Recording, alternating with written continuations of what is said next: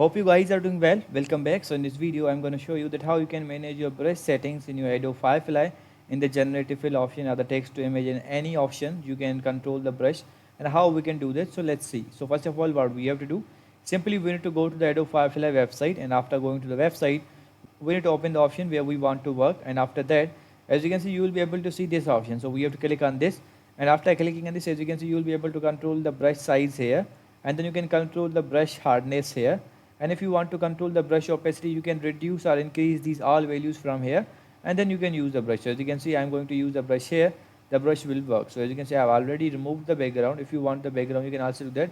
Has an option for the invert selection. If you want this, you can also do that. As you can see, it will work like this. In this way, you can control your brush and manage your brush settings. You can make your opacity, the hardness, the size of the brush control, increase or decrease. So I hope you guys understand this video, that how you can control your brush in the Adobe Firefly. So see you guys in the next video.